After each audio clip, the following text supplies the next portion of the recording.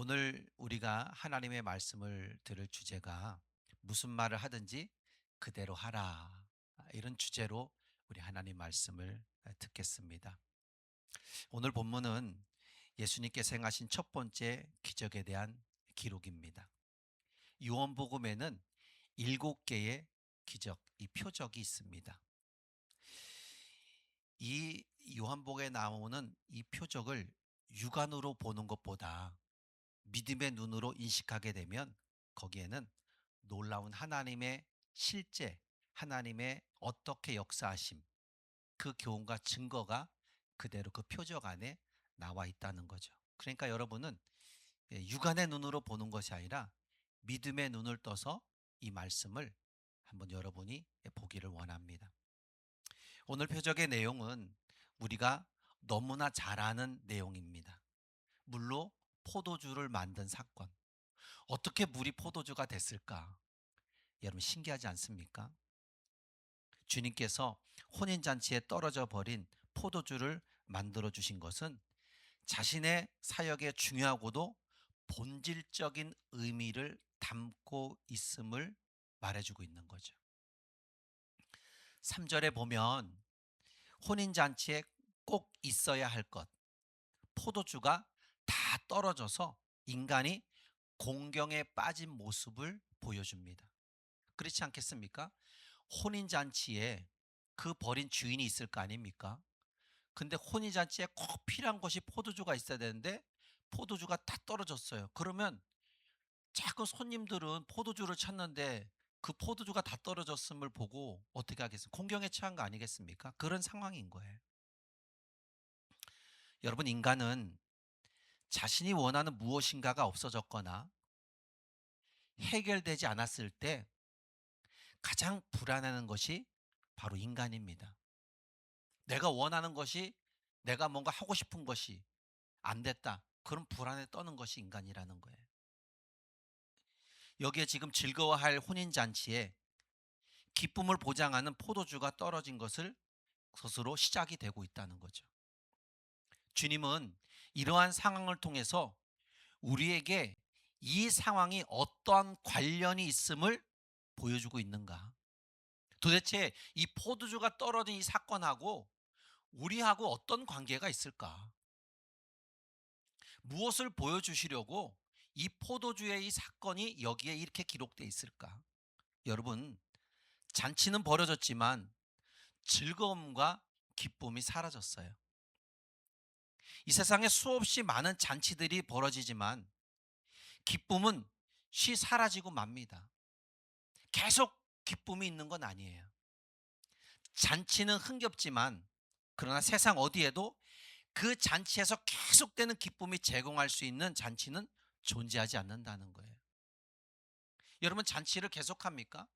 며칠 있으면 그 잔치는 끝나요. 그러면 그 잔치에서 있었던 기쁨은 또 사라지는 거예요. 당시 유대인들의 풍속을 보면 이런 혼인잔치를 할 때 그 잔치를 일주일씩 하는 경우가 많습니다. 그러면 그 손님들에게 계속적으로 포도주를 제공해야 합니다. 그런데 혼인잔치에 그 중요한 포도주가 떨어졌어요. 그러니 주인으로서 당황스러운 일 아니겠습니까? 어떻게 해야지? 포도주가 떨어졌는데, 흥을 낼 수 있는 포도주가 떨어졌는데 어떻게 해야 될까? 당황스러운 거예요. 당혹스러운 거예요. 구약 성경에 보면 이 포도주는 기쁨을 의미합니다. 시편 104편 5절에 보면 사람의 마음을 기쁘게 하는 포도주라, 그렇게 기록되어 있습니다. 어떻게 사람의 마음을 기쁘게 하는 포도주가 될 수 있을까? 전도서 10장 19절에도 잔치는 희락을 위하여 베푸는 것이요 포도주는 생명을 기쁘게 하는 것이다, 이렇게 또 말하고 있어요. 그런데 여기에 지금 혼인잔치가 이렇게 기쁨을 줄 수 있는 이 포도주가 떨어졌다는 이야기는 인간에게 제공할 수 있는 기쁨이 지금 다 되었다는 거예요. 포도주가 떨어졌으니까 너희들의 기쁨이 흥을 낼 수 있는 기쁨이 이제 끝날 때가 됐다. 인간 스스로가 자기를 위해서 만들어낼 수 있는 기쁨이 이제 사라진다는 거예요. 여러분은 자신 스스로를 기쁘게 할 수 없다는 사실을 인정할 수 있냐 이거예요. 여러분, 하나님의 형상으로 지어진 인간은 아무도 하나님이 없이 자기 스스로 온전히 기쁘게 할 수 있는 인간은 아무도 없습니다. 여러분 스스로 계속 기쁘게 할 수 있을 것 같아요? 그거 너무 쉽지 않아요. 너무 어려운 일입니다. 아, 나 기쁘게 살아야지, 기쁘게 살아야지, 계속 기쁘게 살아야, 기쁘게 살아야지 한다고 여러분 기쁘게 살 수 없다는 거예요. 그렇기 때문에 오늘 본문에서 주님이 주시는 교훈은 인간의 공경은 축복의 시작이 될 수 있다. 다시 말하면 우리 믿는 사람들이 어떤 공경에 쳤을 때 내가 할 수 없구나 빡띠 포기했을 때, 아, 이때 내가 하나님을 차지하지 않는 순간이 여러분의 믿음 안에 들어온다면 그게 이제 축복의 시작이라는 거예요. 보세요. 내가 인생을 아무리 열심히 살아간다고 해도 영혼의 깊은 속을 채우지 않고 목마를 수밖에 없다는 거예요. 만약 자신이 이 말씀으로 목마름을 깨달았다면 그것이 축복의 시작이라는 거예요. 나의 목마름이 내 스스로 채울 수 없고 나의 목마름을 하나님만이, 예수님만이 채울 수 있다는 이 사실을 깨닫게 된다면 이제부터 우리는 축복의 시작이 될 수 있다는 거예요. 그렇다면 여러분, 우리의 해결 방식은 어디서부터일까? 3절 4절에 보면 잔치집에 지금 포도주가 떨어져서 흥이 사라졌잖아요. 포도주가 떨어졌어. 흥이 사라졌어. 어떻게 해야 합니까? 요즘 같으면 포도주가 떨어지면 어떻게 돼요? 그냥 편의점에 가서 사오면 되죠. 그죠? 마트에 가서 사오면 돼요. 그렇게 사오면 해결이 될 수 있어요. 그런데 그 당시의 사회는 그런 것이 없습니다. 해결 방법이 없는 거예요. 어디 가서 그냥 집에서 빚어놓은 포도주 떨어지면 그걸로 끝이에요. 어디 가서 가져올 방법이 없습니다. 그런데 예수님의 어머니가 이 일에 대해서 어떻게 하든지가 나옵니다. 마리아는 예수님에게 이렇게 말합니다.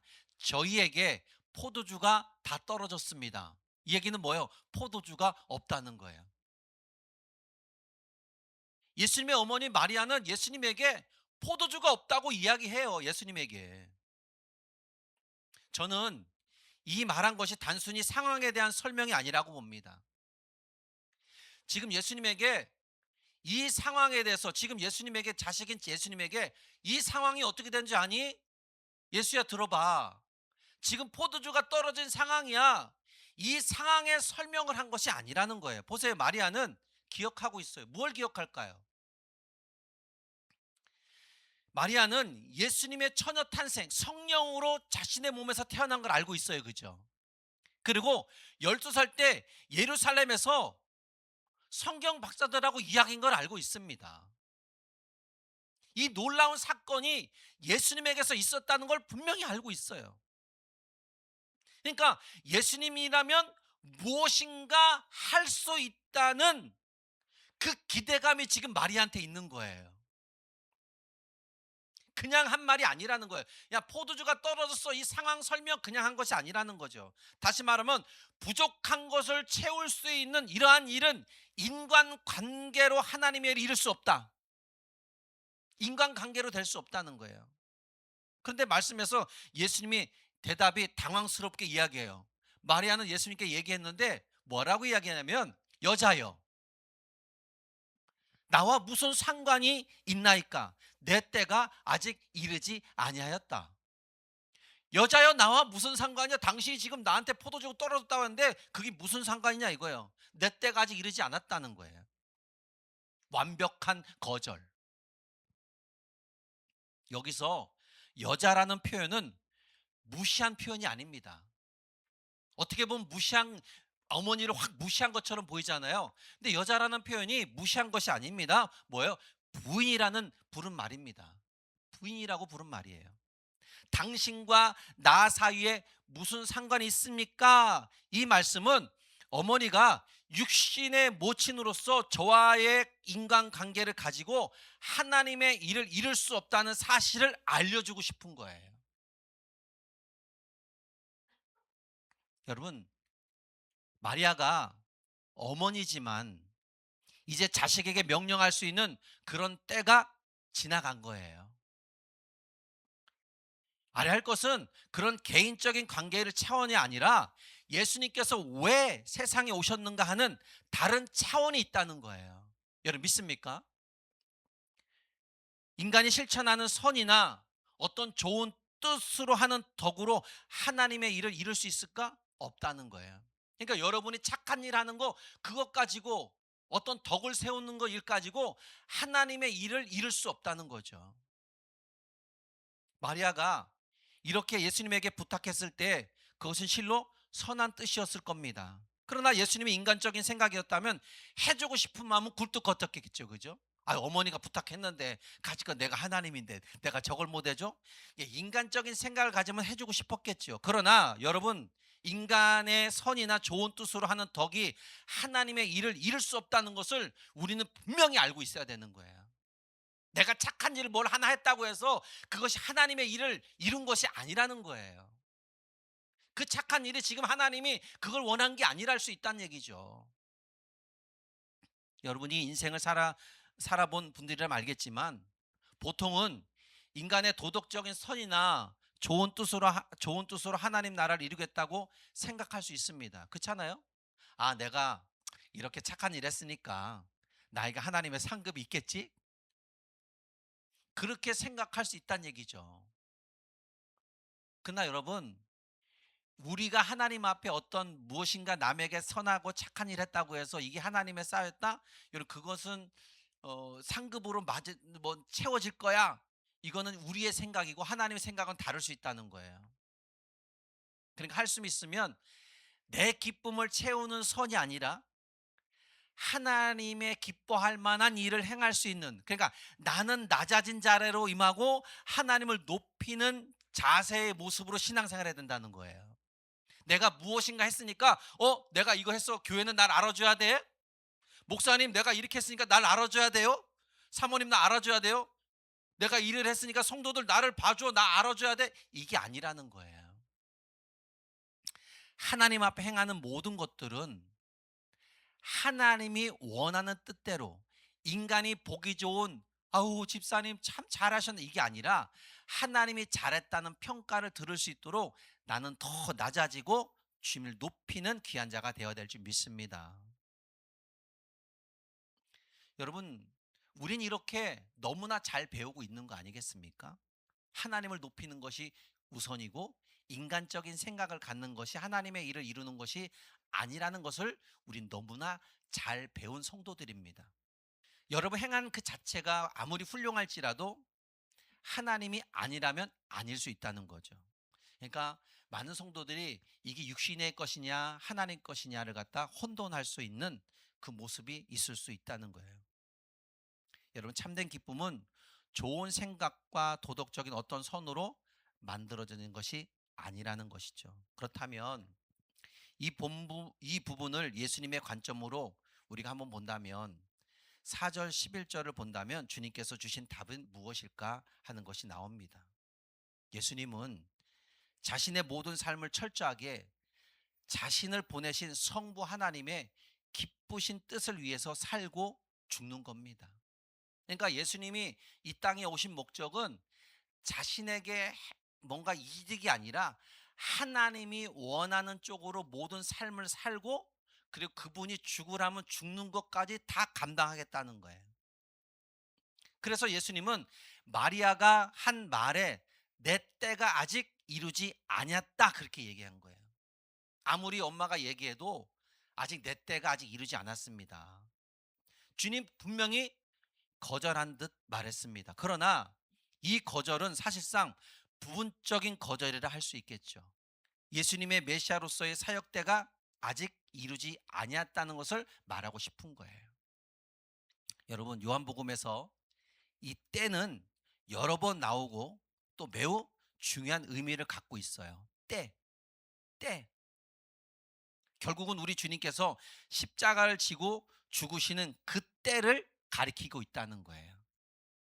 모든 것이 다 이루어진 때는 어느 때입니까?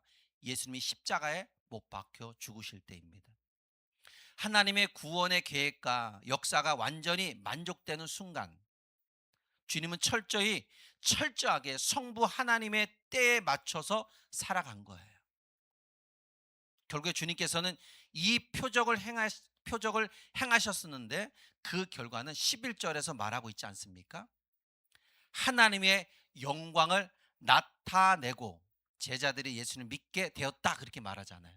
그러니까 하나님의 영광을 나타내고자 하는 이 포도주의 사건이라는 거예요. 다시 말하면 하나님의 그 영광을 드러내는 믿음의 눈으로 우리가 그것을 바라봐야 된다는 거죠. 여러분, 이 요한복음에 기록하는 모든 표적들은 다 예수님이 하나님의 아들이심을 믿음의 눈으로 보게 하는 방법인 거예요. 이제 여러분에게 그 표적들을 소개할 겁니다. 결국 주님은 하나님의 방법으로 없던 포도주를 제공해 주시는 이 일에서 사람들의 놀라운 순종의 비밀에 대한 이야기를 여러분에게 들려주고 싶은 거죠. 여러분, 신앙생활에 있어서 믿음으로 행하는 순종을 하나님이 가장 기쁘게 여긴다는 걸 아십니까? 여러분, 믿음으로 행하는 순종이 가장 행복하고 가장 기쁜 거예요. 내가 할 수 없는 상황이에요. 그런데 할 수 없는 상황이지만 내 믿음을 생각한다면 내가 하나님 앞에 이 믿음으로 나 하고 싶어. 이걸 하나님이 기뻐 여기신다는 거예요. 그것이 바로 5절과 8절에 보면 나오고 있습니다. 그 내용이 마리아 예수 어머니는 무엇을 명하든지 사소하게 보이는 작은 일이라도 끝까지 주님이 원하시는 거라면 그대로 하라, 그렇게 명령하고 있습니다. 그리고 주님께서는 하인들에게 불러서 말씀하고 있어요. 7절에 뭐라고 말하냐면 항아리에 물을 채우라, 이렇게 아구까지 가득 채우라, 그렇게 말하고 있잖아요. 어머니는 예수가 어떤 말을 하든지 아주 그대로 하인들에게 다 그대로 해야 돼. 그러고 나니까 예수님께서 하인들을 불러서 항아리에 물을 다 채우라고 얘기하는 거예요. 여기서 본문은 믿음이 어떤 것인지를 우리에게 가르쳐 주고 있어요. 믿음이 어떤 것이냐? 여러분, 기대하는 것, 무엇을 명하든지 그대로 하라. 지금 마리아 어머니는 뭔가 기대하고 있어요. 예수님이 그냥 인간적인 예수가 아니라는 것을 지금 마리아는 알고 있는 거예요. 믿음은 무엇을 명하든지 이렇게 말하는 거예요. 무슨 말씀을 하든지 예스, 순종을 원하고 있다는 거예요. 이 말씀에서 보여주는 건 우리에게 하나님이 어떤 말 하든지 예스하고 하라. 아이, 그 물로 항아리에 채운다고 해서 그게 뭐가 포도주가 됩니까? 이상한 소리만 자꾸 하고 있어. 이렇게 하는 것이 아니라 그냥 그대로 예수님이 가서 물을 채워 그러면 채우는 거예요. 그냥 하인들은 그대로 순종했다는 거예요. 여러분, 주님께서 명하신 것은 엄청난 일이 아니었어요. 아주 평범하고 사소한 거예요. 늘 항아리에 물을 채웠던 아주 평범한 일이에요. 그냥 물을 갖다 채우는 거예요. 나보고 어떤 것을 만들어서 갖다 하라는 게 아니에요. 그냥 있는 물 갖다 채우라는 거예요. 아주 사소하고 평범한 일이에요. 여러분, 우리가 하나님을 위해서 뭔가 엄청난 일을, 뭔가 희소식될 만한 엄청난 일을 하겠다는 그런 생각을 버리세요. 적어도 이제 다른 사람이 안 하는 거 엄청난 걸 해야지, 이런 생각하지 말라는 거예요. 매일매일 자신의 삶의 자리에서 사소해 보이는 작은 일이든 그것을 행하면 됩니다. 성도에게 주님의 뜻을 따라 사는 일이 없는 엄청난 일을 할 기회는 결코 주어지지 않아요. 여러분, 우리가 작은 일부터 하나씩 하나님의 일을 경험해 나가면 그 사람에게 하나님의 큰 일을 맡길 수 있는 일이 벌어지는 거예요. 그러나 작은 일을 하나씩 하지 못한 사람은 있잖아요. 하나님이 절대 큰 일을 맡기지 않아요. 여러분, 믿나요? 조그만 것부터 하나씩 하나씩 해보세요. 그러면 하나님이 큰 거를 맡긴다니까요.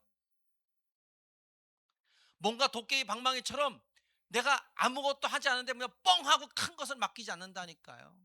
그리고 이 본문이 우리에게 주는 또 하나의 중요한 가르침은, 순종은 일회성이 아니라 뭐예요? 끝까지 해야 된다. 끝까지. 무엇인가 일을 했으면 끝까지 보란 얘기예요. 어떤 일이 벌어진지 끝까지, 그냥 했다고 그냥 그거 했다고 색 돌아서 일하지 말고 끝까지 한번 보라는 거예요. 주님은 항아리에 다 물이 채워진 후에 뭐라고 했습니까? 떠다 연회장에 갖다 주라, 그렇게 말하잖아요. 갖다 주라. 물만 채운 것이 아니라, 이제 물 채우는 순종이 아니라 끝까지 어떤 순종까지 했어요? 이제 떠서 갖다 주라는 것까지 했어요. 여러분, 주님이 하신 명령은 단순하지만 쉽지 않은 명령이죠. 과연 됐을까? 이게 아니에요. 그렇게 의심한 것이 아니라는 거예요. 하나님은 하인들에게 방금 물을 떠다 항아리에 채운 것을 알고 있습니다. 하인들 또한 방금 물을 떠다 항아리에 채워 넣었어요. 그런데 그걸 떠다 갖다 주라니 라는 생각할 수 있겠지 않겠습니까? 그러나 주님이 말씀대로 떠다 갖다 줬어요.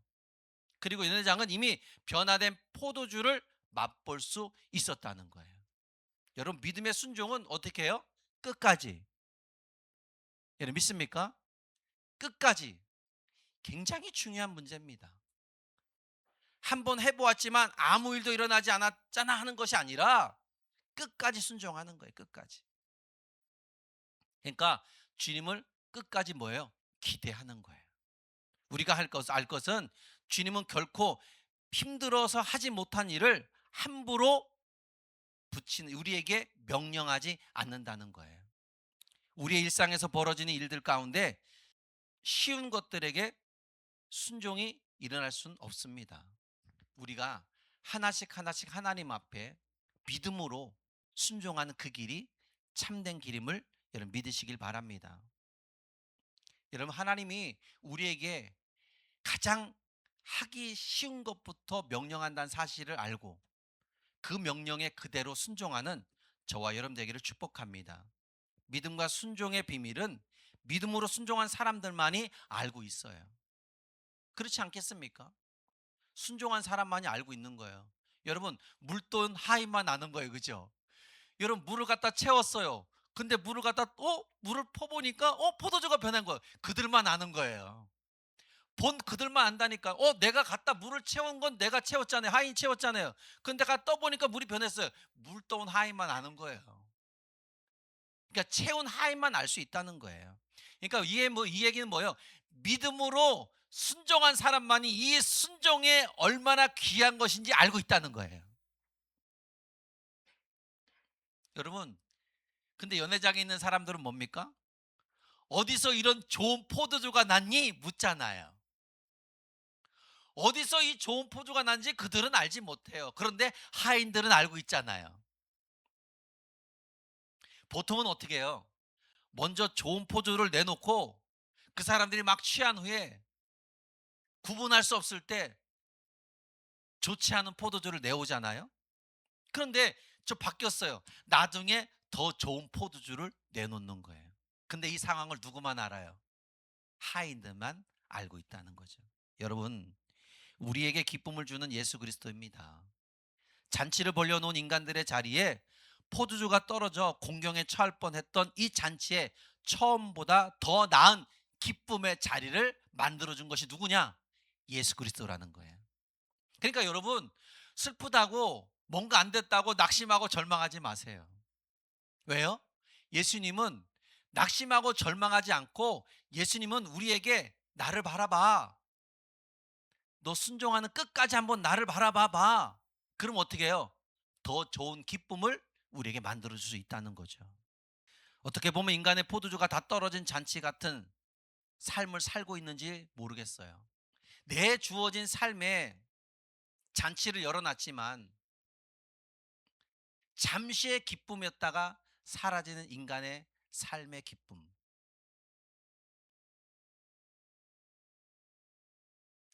마치 오늘 포도주가 다 떨어져서 기쁨을 잃어버린 그 산치의 모습. 우리는 늘 잔치만 연출하다 어떻게 인생을 살아가는 그런 모습일 수도 있습니다.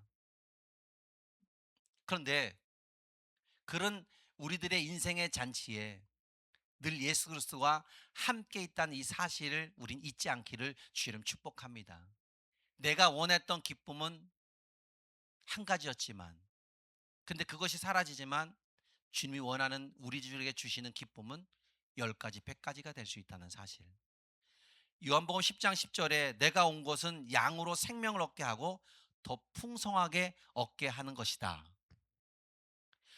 요한복음 15장 11절에도 내가 이것을 너희에게 이름은 내 기쁨이 너희 안에 있어 너희 기쁨을 충만하게 하려 합니다. 요한복음 17장 13절에도 말씀하세요. 지금 내가 아버지께로 가오니 내가 세상에서 이 말을 하옵는 것은 저희로 내 기쁨을 저희 안에 충만히 가지게 하려 합니다. 그러니까 하나님이 우리 안에 무엇인가를 계속 채워주고 싶은 거예요.